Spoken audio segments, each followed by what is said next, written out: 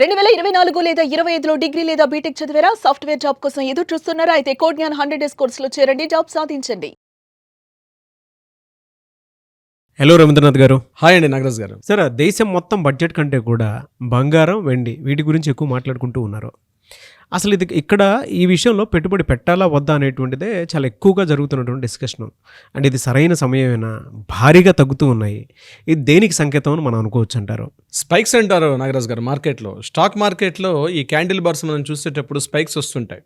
అంటే కొన్ని నిమిషాల్లో కొన్ని సెకండ్ల వ్యవధిలో కూడా మనం ఏదైనా బై అండ్ పర్చేజ్ చేసేటప్పుడు, ఇంట్రాడే మార్కెట్ చేసేటప్పుడు కూడా స్టాక్ మార్కెట్లో కొంత అనిశ్చితి అయితే ఉంటుంది. అటువంటి పరిస్థితే ఈరోజు గోల్డ్ యొక్క పర్చేజింగ్లో కూడా, గోల్డ్ యొక్క రేట్స్లో కూడా ఉంది. ఇది కేవలం భారతదేశంలో మాత్రమే కాదు, ఇంటర్నేషనల్ లెవెల్లో కూడా ఉన్నట్టుగా ట్రేడ్ పండితులు అయితే చెప్పడం జరుగుతుంది. అంటే అంతర్జాతీయంగా ఉన్నటువంటి అనేక పరిణామాలు ఈరోజు భారతదేశంలో ఉన్నటువంటి బంగారం యొక్క నిల్వలు, బంగారం మీద యొక్క ధరల పెరుగుదల, సూచిక వీటి మీద చాలా ఇంపాక్ట్ అయితే చూపిస్తుంది నాగరాజ్ గారు. సో ఇటువంటి సమయంలో బంగారంపై పెట్టుబడిగా దీన్ని కొనవచ్చా, కొనకూడదని చాలామంది, ముఖ్యంగా మధ్యతరగతి సాధారణ జనాల్లో చాలామంది ఒక అనుమానం ఉంటుంది. అంటే బాగా తగ్గుతుంది కాబట్టి ఈ టైంలో మనం పర్చేజ్ చేసి ఇంట్లో పెట్టుకుంటే చాలా మంచిది కదా. ఎందుకంటే ప్రతి ఒక్క సాధారణ మధ్యతరగతి వ్యక్తికి కూడా ఈరోజు ఏదైనా అత్యవసర పరిస్థితులు వస్తే ఇమీడియట్గా మనకి ఇన్స్టెంట్గా అమౌంట్ దాన్ని అంటే లిక్విడిటీ చేసుకోవాలి, దాన్ని క్యాష్ రూపంలో మార్చుకోవాలనుకుంటే బంగారం ఒక్కటే మధ్య మార్గంగా కనిపిస్తుంది. ఇది ఇప్పుడే కాదు, చాలా సంవత్సరాల నుంచి కూడా ప్రతి ఇళ్లలో కూడా కేవలం ఆభరణాల రూపంలోనే కాకుండా కొంత అమౌంట్ని అత్యవసర పరిస్థితులు వచ్చిందంటే వీధి చివర ఉన్నటువంటి, అంటే పెద్ద పెద్ద అంచనా ఇంటర్నేషనల్ ఈక్వేషన్స్, అంతర్జాతీయ యొక్క సూచికలు నేను చెప్పట్లే, సాధారణ ఒక మిడిల్ క్లాస్ పర్సన్స్ ఏం ఆలోచిస్తారంటే వీధి చివర ఉన్నటువంటి ఒక గోల్డ్ ఉంటారు కదండి, ఆ బంగారం పెట్టుకున్న తాకట్టు వ్యాపారస్తులు ఇమీడియట్గా పెట్టి తమ యొక్క ఇంటి కుటుంబ నిర్వహణతో సహా ఏదైనా అత్యవసర పరిస్థితి వచ్చింది, జాబ్ పోయింది, లేకపోతే ఇంట్లో పెద్దానికి కాస్త అనారోగ్య సమస్యలు వచ్చాయి, పక్కన ఎవరికైనా వెళ్ళి చేయబదులుగా డబ్బులు అడగాలంటే వాళ్ళు ఎంత రేట్లు అడుగుతారో తెలియదు, కొంతమంది డిమాండ్ చేస్తారు. ఇలా కాకుండా బంగారంలో కొంతమంది తీసి పెట్టుకుంటే ఎమర్జెన్సీ ఫండ్గా మనకు పనికొస్తుంది కదా అని చెప్పి చాలామంది, అంటే అది కూడా సంప్రదాయ పద్ధతిలో ట్రెడిషనల్గా మన యొక్క నరనరాన్ని జీర్ణించుకుపోయింది బంగారం అనేది. అటువంటి యాటిట్యూడ్, అటువంటి భావన ఉన్నటువంటి మనలాంటి ఒక మధ్యతరగతి వ్యక్తులకి ఈరోజు బంగారం యొక్క ధరల పెరుగుదల, ధరల యొక్క తగ్గుదల చూస్తుంటే అదే ధర తగ్గుతుంది కదా కొనుక్కుందాం అనుకునేసరికి సడన్గా ధర పెరగడం, ధర పెరుగుతుంది కదండి ఇంకా పెరుగుతుందేమని చెప్పి పర్చేజ్ చేసేయడం. సో ఈ వీడియో చూస్తున్నటువంటి మన యొక్క సోదరిమణులకి, మనలాంటి సాధారణ పర్సన్స్కి నేను చెప్పే కొన్ని సూచనలు తప్పనిసరిగా పాటించండి. ఇవి మీకు తప్పనిసరిగా విలువైనదిగా ఉండే అవకాశం కూడా ఉంటుంది. ఇందులో ఫస్ట్ గుర్తుపెట్టుకోండి, ఎప్పుడు కూడా పెట్టుబడి రూపంలో మనం పెట్టుబడి పెట్టుకోవాలి అంటే, పెట్టుబడి రూపంలో ఇన్వెస్ట్మెంట్గా వాడుకోవాలనుకుంటే ఎట్టి పరిస్థితిలో కూడా ఆర్నమెంట్స్ని మాత్రం ప్రిఫర్ చేయకండి. It's very very most important. ప్రతి ఒక్కరికి ఒక సూచన.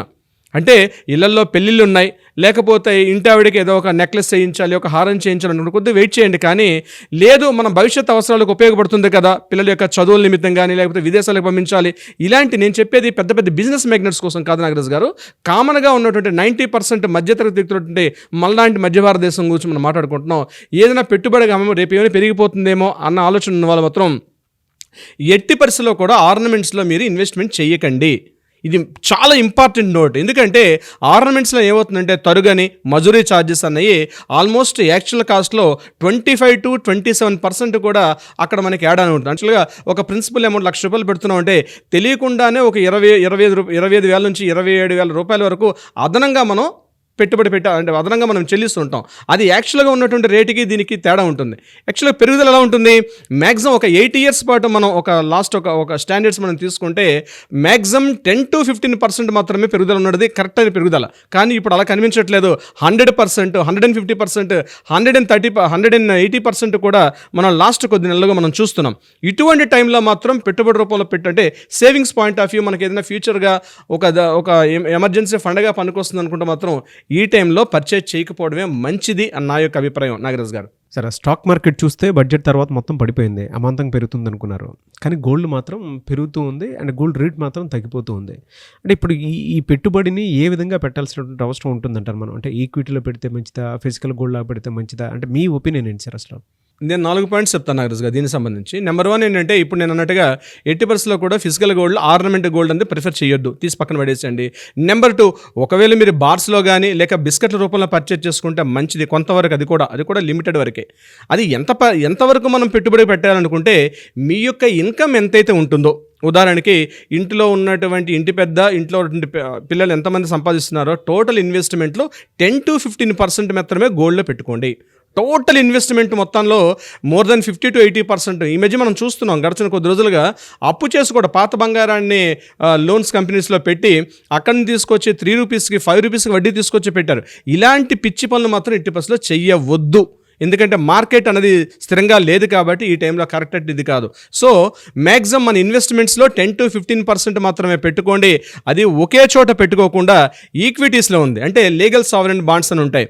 అంటే ఈ మధ్య రీసెంట్గా కేంద్ర ప్రభుత్వం ప్రవేశపెట్టినటువంటి ఒక 4 years నుంచి సావరెన్ బాండ్స్ అమ్ముతున్నారు. ఆ సావరెన్ బాండ్స్ పర్చేజ్ చేసుకోవడం వల్ల మీకు 10-15% తప్పనిసరిగా మీకు హైక్ వచ్చే అవకాశం ఉంటుంది. 8 yearsలో ఉన్నటువంటి దీంట్లో చూస్తే మీకు స్టాండర్డ్గా 10-15% వస్తుంది. అందులో మరొక పాయింట్ ఏంటంటే ఈటీఎఫ్స్లో పెట్టుకోవడం, అంటే ఈక్విటీ ఫండ్స్ షేర్స్లో కూడా కొంతవరకు సేఫ్టీ జోన్. ఫిజికల్ గోల్డ్లో మనం పర్చేజ్ చేసుకునేటప్పుడు మాత్రం మొత్తం ఇన్వెస్ట్మెంట్ అప్పులు చేసి ఏదో జరిగిపోతుంది, ఏదో అద్భుతాలు జరిగిపోతాయని మీరు ఆలోచించి ఎట్టి పరిస్థితుల్లో కూడా ఫిజికల్ గోల్డ్ వైపు మాత్రం పరుగులెత్తుకు వెళ్ళి షాపులు క్యూ కట్టి అక్కడ క్యూ లైన్లో నిలబడి గంటల కొద్దీ వేచి చూసి ముందు రోజుకి పొద్దున్న రేటుకి సాయంత్రం ఉన్న రేటుకి మీరు కంపారిజన్ చేసుకొని మీరు పర్చేజ్కి వెళ్ళొద్దు. నేను ఇంకొక ఇంపార్టెంట్ పాయింట్ చెప్తాను నాగరాజ్ గారు. ఎర్లీ మార్నింగ్ 3 o'clockకి మనకి మనీ కంట్రోల్ యాప్స్ అని కొన్ని యాప్స్ ఉంటాయి. అందులో MCX యొక్క ట్రేడింగ్స్ కనిపిస్తుంటాయి మనకి. ఎర్లీ మార్నింగ్ 3 o'clock రిలీజ్ చేస్తారు ఇంటర్నేషనల్ ట్రేడింగ్లో. ఒకవేళ ఆ రోజు గోల్డ్ ఒకవేళ రేటు పడిన, అంటే ముందు రోజున రేటు కన్నా కాస్త తక్కువగా ఉన్నట్టుగా కానీ ఇండెక్స్ కనిపిస్తుంటే మాత్రం వెయిట్ చేయండి. అంటే నేను చెప్తున్న గడిచిన ఒక 1 month నుంచి జరుగుతున్న రేట్లో ఈ యాప్ని ఫాలో అవ్వండి. మనీ కంట్రోల్ యాప్ అది. నేను దాన్ని ప్రమోట్ చేయట్లేదు. మ్యాక్సిమం ఇంటర్నేషనల్ స్టాండ్స్ అందరూ కూడా ఈ యాప్ని ఫాలో అవుతున్నారు.